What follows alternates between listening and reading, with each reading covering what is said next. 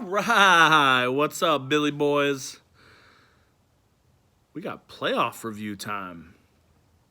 Now, before I get into our playoff contenders, I got to bring up the final standings. More importantly, the bottom of the final standings. Timmy and Chevy have been fighting hard, both on a 2-game win streak. They did not want to come in last, but Timmy comes in last, which means he will be wearing the tiara and sash at the draft. Now, I feel like we might be able to come up with something better for next year than that, but as of right now, that is the punishment. However, the consolation bracket for the rest of us scrubs that didn't make the playoffs can change the final standings, and if you are in last after the consolation bracket these next 2 weeks, you are beer bitch at the draft. So make sure you're still setting your lineups even if you didn't make the playoffs, because you're still fighting for something. Anyway, let's get into the awards. Let's do the awards first. First up, the shit start of the week goes to Mark starting Jordan Reed, getting 0 points. I think that was one of the lower scores out of everybody in the whole week. Next, we have performance of the week, and of course, against me, Derrick Henry hasn't done a damn thing all year. Runs for 238 yards and 4 touchdowns. Probably could have had a fifth, but he was refusing. He wanted Dion Lewis to score, and Dion Lewis got 3 straight carries and couldn't get in the end zone. I think Mike Vrabel was pretty pissed about that. 238 and 4, 47.8 fantasy points. Of course it's against me. It's his only good thing Derrick Henry will ever do his entire career because he sucks. Never thought I'd have Chevy and Derrick Henry together in a performance of the week.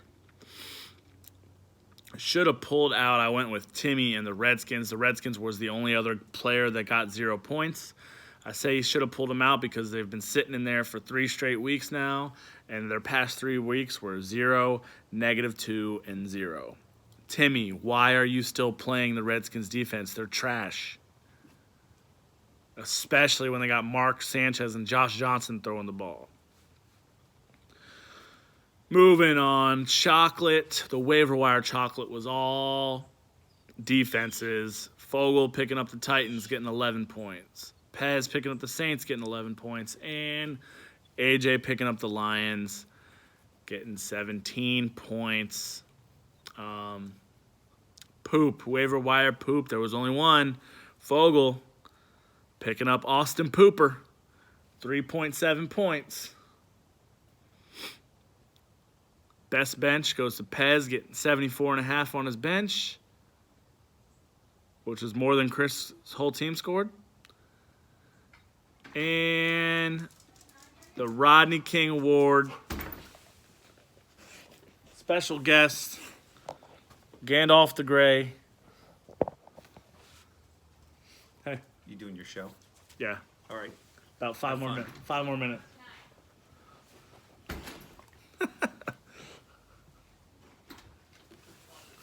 The Rodney King Award, the worst beating of the week.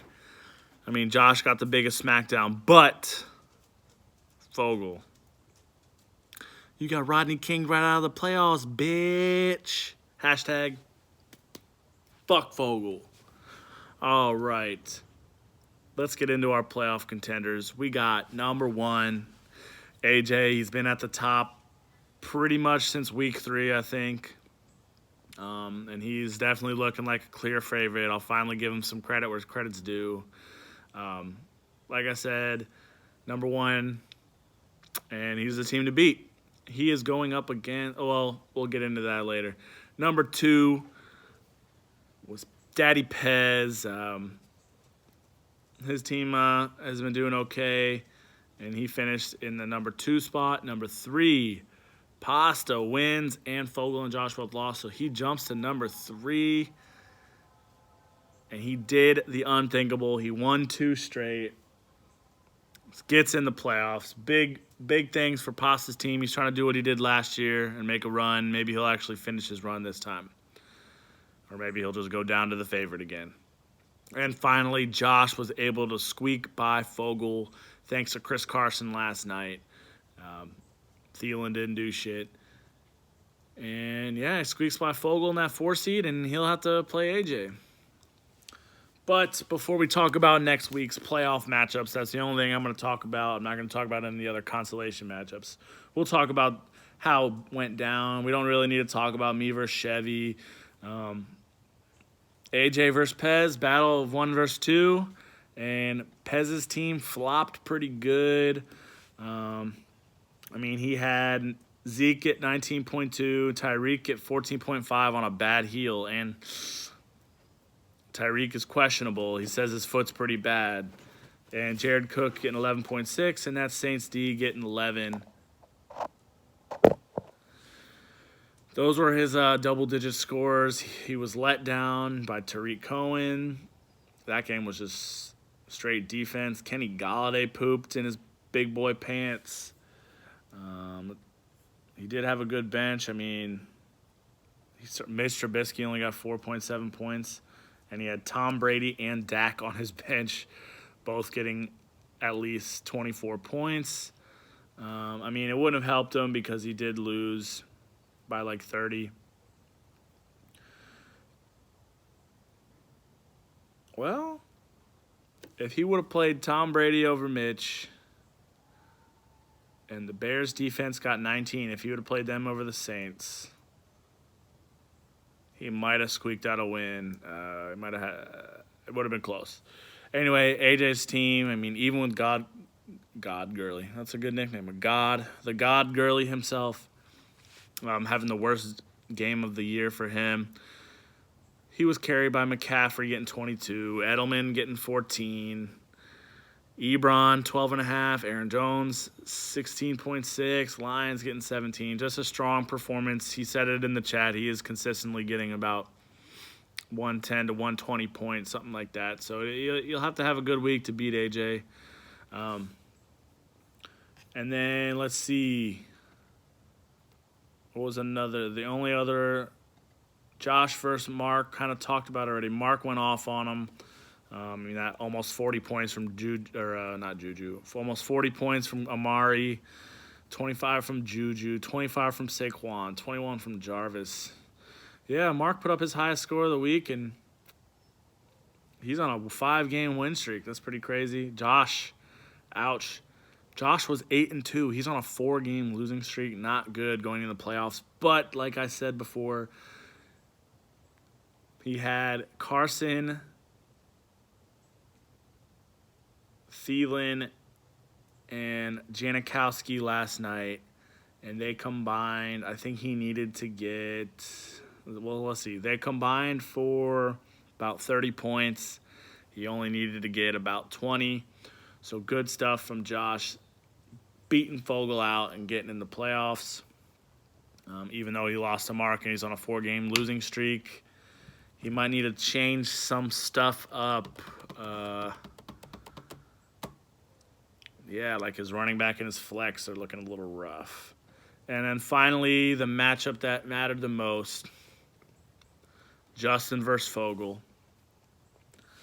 Fogle team flopped. Shady gets hurt very early, does not come back, only gets 0.1 points. That's got to hurt. I know the feeling. It happened to me in another league in the playoffs. I guess this was kind of like a playoff matchup, though. But yeah, Justin was led to victory by Patty Mahomes getting 20, Dalvin getting 14 last night, T.Y. getting 20, Brake getting 13, and Rams D getting 12. It's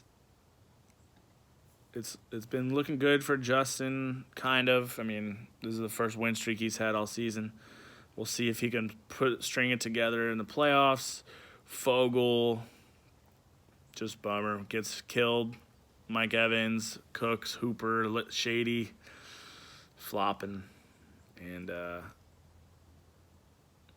yeah, I mean, I don't disagree with any of his starts. They should have all been good starts, but they just did not do what they needed to do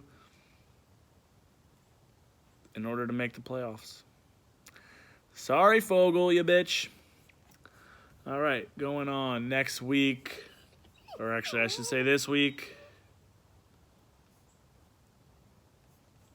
Let me bring it up. We got number 1 AJ versus number 4 Josh. I'm checking out the preview. Josh is a huge underdog, about a 15-point underdog. And like I said, he probably needs to switch some stuff up. He has some okay matchups. AJ's got some real good matchups. Rivers playing KC. I mean, I got to go AJ here. Josh's team has been struggling, and AJ's been strong all year. So I will pick chalk on this one. And then we got number 2 Pez versus number 3 Pasta. Battle of the brother-in-laws. Pasta is actually the favorite by 8 points. And he's the lower seed. He's got, looks like, a lot of positional advantages. Pez has a couple tough matchups, some good matchups. I mean, we'll see. I think it's going to be a lot closer than this projection. I'm going to go...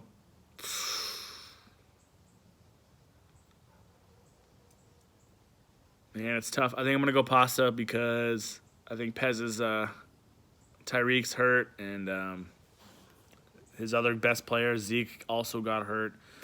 I think they'll both play, but you never know with the injuries if they're going to hinder someone. So, good luck, people. Don't forget we still have something to play for, so you can still make waiver claims if you are not in the playoffs.